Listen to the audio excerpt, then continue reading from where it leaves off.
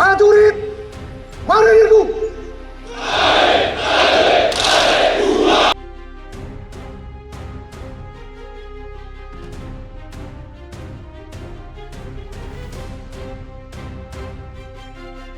Di Asia Tenggara, kekuatan militer bukan hanya soal senjata canggih atau alutsista modern, tetapi juga tentang kemampuan manusia yang siap digerakkan dalam situasi darurat.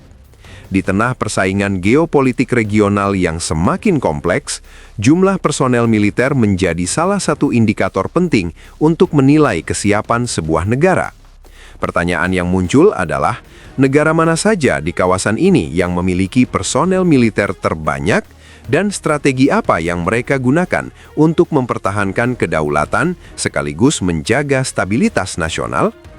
Pertanyaan ini menjadi semakin menarik karena setiap negara memiliki pendekatan berbeda dalam membangun kekuatan militernya, mulai dari pasukan aktif yang besar, cadangan yang masif, hingga paramiliter yang tersebar di seluruh wilayah.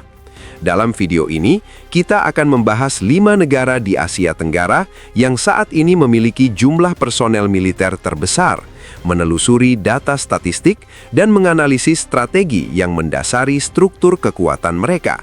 Vietnam menempati posisi teratas sebagai negara dengan jumlah personel militer terbanyak di kawasan ini. Dengan sejarah militer yang panjang, mulai dari perang melawan Perancis, keterlibatan dalam perang Vietnam melawan Amerika Serikat, hingga berbagai konflik regional di Asia Tenggara, tradisi militer Vietnam menjadi faktor utama dalam membangun jumlah personel yang besar. Tentara Rakyat Vietnam saat ini memiliki sekitar 450.000 prajurit aktif, dan beberapa laporan menyebut angka ini bisa mencapai 600.000. Sebagian besar pasukan aktif ini tersebar di 3 matra utama, dengan Angkatan Darat sebagai tulang punggung yang memiliki sekitar 380.000 personel, Angkatan Laut sekitar 40.000, dan Angkatan Udara sekitar 30.000 personel. Namun yang membuat Vietnam benar-benar menonjol bukanlah pasukan aktifnya, melainkan cadangan yang sangat besar. Sekitar 5 juta orang masuk dalam kategori personel cadangan. Sebagian besar merupakan warga yang pernah mengikuti wajib militer atau pelatihan dasar militer. Dengan jumlah cadangan sebesar ini, Vietnam mampu melakukan mobilisasi dalam skala masif saat terjadi konflik besar atau darurat nasional. Keunggulan ini memberikan fleksibilitas strategis yang signifikan karena negara mampu menambah kekuatan tempur dengan cepat tanpa harus memperluas pasukan aktif secara permanen.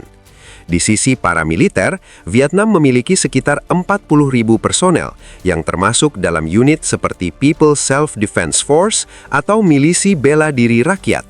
Mereka bertugas menjaga keamanan lokal, perbatasan, serta mendukung operasi militer ringan. Total keseluruhan personel militer Vietnam saat ini diperkirakan mencapai 5.490.000 orang, angka yang tidak hanya menjadikannya pemimpin di Asia Tenggara, tetapi juga salah satu negara dengan mobilisasi manusia militer terbesar di dunia.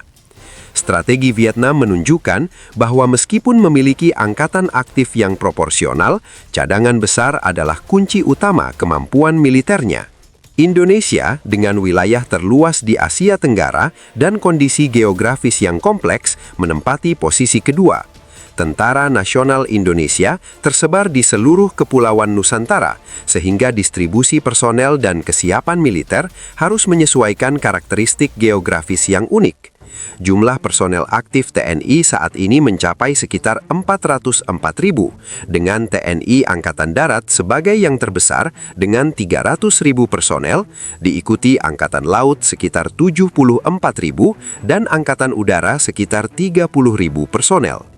Namun yang membuat Indonesia benar-benar menonjol bukanlah pasukan aktifnya, melainkan cadangan yang sangat besar.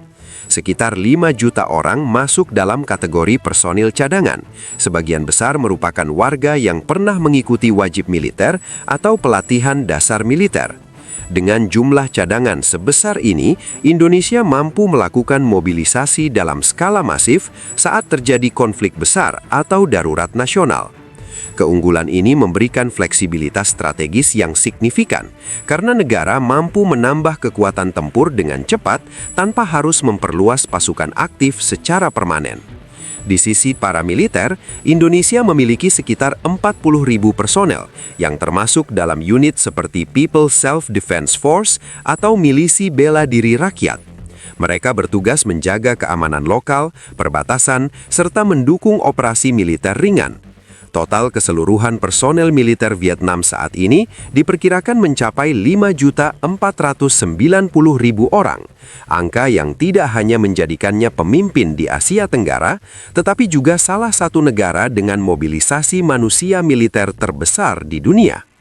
Strategi Vietnam menunjukkan bahwa meskipun memiliki angkatan aktif yang proporsional, cadangan besar adalah kunci utama kemampuan militernya. Thailand berada di posisi ketiga, memiliki struktur militer yang besar dan mapan. Angkatan bersenjata Kerajaan Thailand memiliki sekitar 360.000 personel aktif yang tersebar di 3 matra utama, dengan Angkatan Darat sebagai tulang punggung utama sebanyak 245.000 personel, Angkatan Laut 68.000, dan Angkatan Udara 40.000. Sistem wajib militer masih diterapkan di Thailand, sehingga sekitar 200.000 orang masuk dalam cadangan, yang dapat dipanggil kapan saja untuk mendukung operasi militer. Thailand juga memiliki sektor paramiliter sekitar 138.700 personel, termasuk Volunteer Defense Force, Royal Thai Police Auxiliary, serta pasukan keamanan perbatasan.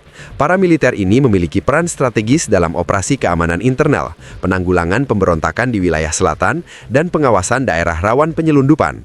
Secara keseluruhan, jumlah personel militer Thailand mencapai sekitar 699.500 orang. Strategi Thailand menekankan peran paramiliter sebagai kekuatan pelengkap yang fleksibel untuk menghadapi berbagai ancaman, baik internal maupun eksternal. Filipina, sebagai negara kepulauan dengan dinamika keamanan yang kompleks, memiliki struktur militer yang unik dibanding negara lain di Asia Tenggara. Personel aktif Angkatan Bersenjata Filipina mencapai sekitar 150.000, dengan mayoritas berada di Angkatan Darat sekitar 100.000, Angkatan Udara 17.000, dan sisanya di Angkatan Laut. Meskipun jumlah aktifnya relatif kecil, Filipina unggul dalam jumlah personel cadangan yang mencapai sekitar 400.000. Cadangan ini terdiri dari mantan prajurit aktif, peserta ROTC, dan warga sipil yang pernah menjalani pelatihan militer. Dalam situasi darurat atau konflik berskala besar, mobilisasi cadangan ini memberikan kapasitas tempur yang signifikan. Di sisi paramiliter, Filipina memiliki sekitar 62.300 personel yang tergabung dalam Civilian Armed Forces Geographical Unit, Civilian Volunteer Organization, serta kelompok keamanan lokal lainnya. Mereka bertugas menjaga keamanan di wilayah pedesaan dan daerah konflik, terutama di selatan Filipina. Total keseluruhan personel militer Filipina mencapai sekitar 612.300 orang. Strategi Filipina menunjukkan bahwa meskipun jumlah personel aktif terbatas, cadangan dan paramiliter menjadi elemen kunci dalam menjaga stabilitas dan menghadapi ancaman internal yang kompleks. Malaysia menempati posisi kelima dengan jumlah personel militer yang signifikan. Angkatan Tentara Malaysia memiliki 113.000 personel aktif yang tersebar di 3 matra, dengan Angkatan Darat terbesar 80.000, Angkatan Laut 18.000, dan Angkatan Udara 17.000. Selain pasukan aktif, Malaysia memiliki sekitar 51.600 personel cadangan yang berasal dari warga sipil terlatih atau sukarela, siap dipanggil saat dibutuhkan. Yang mencolok adalah kekuatan paramiliter Malaysia, mencapai 267.200 personel, jauh lebih besar dibanding pasukan aktif. Paramiliter ini mencakup rela, pasukan gerakan AM, unit komando polis VAT-69, dan sejumlah organisasi lainnya, berperan dalam patroli perbatasan, keamanan internal, dan mendukung operasi militer ringan. Secara total, Malaysia memiliki sekitar 431.800 personel militer. Strategi Malaysia menekankan peran paramiliter sebagai kekuatan pelengkap yang fleksibel untuk menghadapi berbagai ancaman, baik internal maupun eksternal. Analisis terhadap 5 negara ini menunjukkan bahwa meskipun jumlah personel aktif berbeda-beda, strategi pembangunan militer tidak semata-mata bergantung pada jumlah pasukan aktif. Vietnam menonjol dengan cadangan masif, Indonesia dengan kombinasi cadangan dan paramiliter tersebar di seluruh wilayah, Thailand dengan keseimbangan antara aktif, cadangan, dan paramiliter, Filipina dengan cadangan sebagai elemen mobilisasi utama, dan Malaysia dengan paramiliter sebagai kekuatan pelengkap. Fenomena ini menegaskan bahwa dalam konteks pertahanan pertahanan nasional, fleksibilitas mobilisasi personel menjadi kunci strategis yang mampu mengimbangi keterbatasan anggaran atau sumber daya aktif yang relatif kecil. Setiap negara menyesuaikan strategi militer dengan kondisi geografis, ancaman potensial, dan tradisi sejarah militer mereka, sehingga pendekatan yang berbeda ini mencerminkan karakteristik keamanan unik masing-masing negara. Kedepan, tren yang dapat diprediksi adalah bahwa negara-negara di Asia Tenggara akan terus memperkuat cadangan dan paramiliter mereka, karena ancaman tidak selalu datang dalam bentuk konvensional. Konflik internal, ancaman terorisme, penyelundupan lintas batas, dan gangguan keamanan cyber menuntut fleksibilitas yang tinggi. Negara dengan cadangan besar dan paramiliter yang terlatih akan mampu merespon lebih cepat dibanding mereka yang hanya mengandalkan pasukan aktif. Selain itu, modernisasi alutsista tetap penting, tetapi efektivitas militernya akan sangat bergantung pada kemampuan mobilisasi manusia. Vietnam, Indonesia, Thailand, Filipina, dan Malaysia, meskipun berbeda strategi, menunjukkan pola umum bahwa kombinasi pasukan aktif, cadangan, dan paramiliter akan tetap menjadi pilar utama dalam menjaga stabilitas nasional, kedaulatan wilayah, dan kesiapsiagaan menghadapi ancaman masa depan. Negara-negara yang mampu menyeimbangkan jumlah personel dengan strategi mobilisasi yang efisien akan memiliki keunggulan relatif dalam menghadapi dinamika keamanan regional yang semakin kompleks. Jika kamu merasa video ini bermanfaat, jangan lupa untuk menekan tombol subscribe agar tidak ketinggalan konten menarik berikutnya. Aktifkan juga lonceng notifikasi supaya setiap update terbaru langsung sampai ke kamu. Berikan komentar di bawah tentang negara mana menurutmu paling menarik atau strategi militer mana yang menurutmu paling efektif. Jangan lupa juga untuk membagikan video ini kepada teman atau keluarga yang tertarik dengan topik militer dan keamanan nasional. Terima kasih sudah menonton dan sampai jumpa di video berikutnya.